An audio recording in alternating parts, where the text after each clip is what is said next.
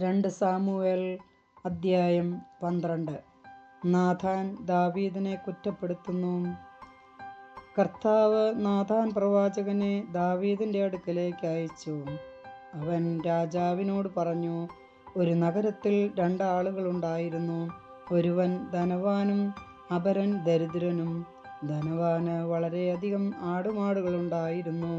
ദരിദ്രനോ താൻ വിലയ്ക്ക് വാങ്ങിയ ഒരു പെണ്ണാട്ടിൻകുട്ടിയല്ലാതെ മറ്റൊന്നും ഉണ്ടായിരുന്നില്ല. അവൻ അതിനെ വളർത്തി, അത് അവൻ്റെ കുട്ടികളോടൊപ്പം വളർന്നു. അവൻ്റെ ഭക്ഷണത്തിൽ നിന്ന് അത് തിന്നു, അവൻ്റെ പാനീയത്തിൽ നിന്ന് അത് കുടിച്ചു. അത് അവൻ്റെ മടിയിൽ ഉറങ്ങി. അത് അവന് മകളെ പോലെയായിരുന്നു. അങ്ങനെയിരിക്കെ ധനവാന്റെ ഭവനത്തിൽ ഒരു യാത്രക്കാരൻ വന്നു. അവന് വേണ്ടി സ്വന്തം ആടുകളിൽ ഒന്നിനെ കൊന്ന് ഭക്ഷിക്കണമെന്ന് ധനവാന് മനസ്സിലായി. അവന് വേണ്ടി സ്വന്തം ആടുകളിൽ ഒന്നിനെ കൊന്ന് ഭക്ഷണം ഒരുക്കാൻ ധനവാന് മനസ്സില്ലായിരുന്നു. അവൻ ദരിദ്രന്റെ ആട്ടിൻകുട്ടിയെ പിടിച്ച് തൻ്റെ അതിഥിക്ക് ഭക്ഷണം ഒരുക്കി. ഇത് കേട്ടപ്പോൾ ക്രുദ്ധനായി ദാവീദ് പറഞ്ഞു, കർത്താവാണ് ഇത് ചെയ്തവൻ മരിക്കണം. അവൻ നിർദ്ദയം ഇത് ചെയ്തതുകൊണ്ട് 4 മടങ്ങ് മടക്കി കൊടുക്കണം. നാഥാൻ പറഞ്ഞു, ആ മനുഷ്യൻ നീ തന്നെ. ഇസ്രായേലിൻ്റെ ദൈവമായ കർത്താവ് അരുളിച്ചെയ്യുന്നു, ഞാൻ നിന്നെ ഇസ്രായേലിൻ്റെ രാജാവായി അഭിഷേകം ചെയ്തു. സാവൂളിൽ നിന്ന് നിന്നെ രക്ഷിച്ചു. നിന്റെ യജമാനന്റെ ഭവനം നിനക്ക് നൽകി. അവൻ്റെ ഭാര്യമാരെയും നിനക്ക് തന്നു. നിന്നെ ഇസ്രായേലിൻ്റെയും യൂദായുടെയും രാജാവാക്കി. ഇതുകൊണ്ട് തൃപ്തിയായില്ലെങ്കിൽ ഇനിയും അധികം നൽകുമായിരുന്നു. പിന്നെ എന്തുകൊണ്ട് നീ എന്നെ അനുസരിക്കാതെ എൻ്റെ മുൻപാകെ ഈ തിന്മ ചെയ്തു? അമ്മോന്യരുടെ വാൾ കൊണ്ട് ഹിത്യനായ ഊറിയായെ നീ കൊല്ലിച്ചു. അവൻ്റെ ഭാര്യയെ നീ അപഹരിച്ചു. എന്നെ നിരസിച്ച് ഹിത്യനായ ഊറിയായുടെ ഭാര്യയെ നീ സ്വന്തമാക്കിയതുകൊണ്ട് നിന്റെ ഭവനത്തിൽ നിന്ന് വാൾ ഒഴിയുകയില്ല. കർത്താവ് അരുളിച്ചെയ്തു, നിന്റെ സ്വന്തം ഭവനത്തിൽ നിന്ന് തന്നെ നിനക്ക് ഞാൻ ഉപദ്രവമുണ്ടാക്കും. നിന്റെ കൺമുൻപിൽ വെച്ച് ഞാൻ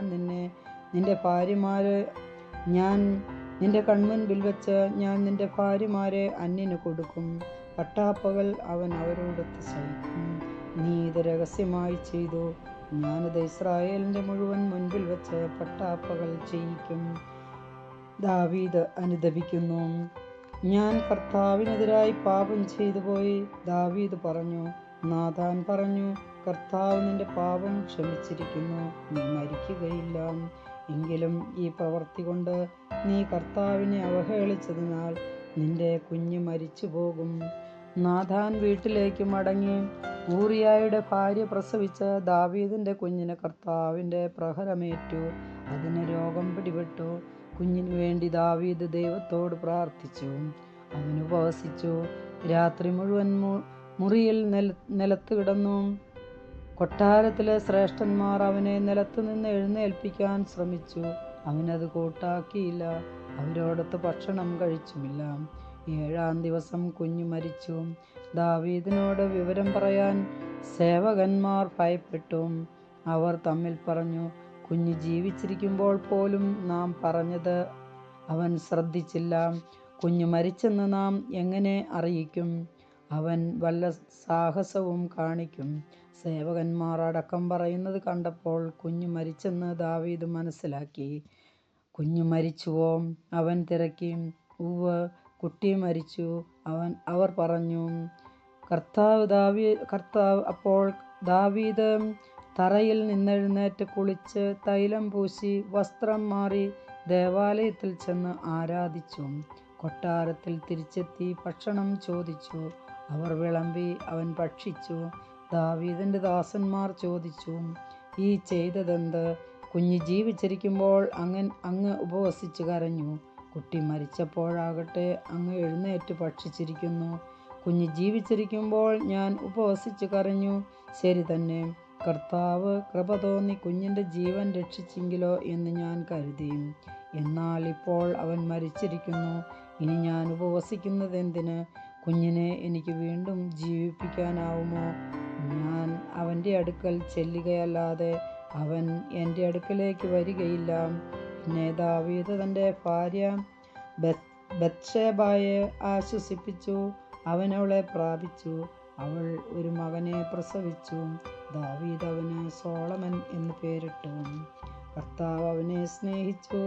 നാഥാൻ കർത്താവിൻ്റെ നിർദ്ദേശമനുസരിച്ച് അവന് യദീദിയ എന്ന് പേരിട്ടു. യോവാബ് അമ്മോന്യരുടെ റബ്ബ ആക്രമിച്ചു രാജകീയ പട്ടണം പിടിച്ചെടുത്തു. അവൻ ദൂതന്മാരെ അയച്ച് ദാവീദിനോട് പറഞ്ഞു, ഞാൻ റബ്ബ ആക്രമിച്ച് അവിടുത്തെ ജലസംഭരണികൾ കൈവശപ്പെടുത്തിയിരിക്കുന്നു.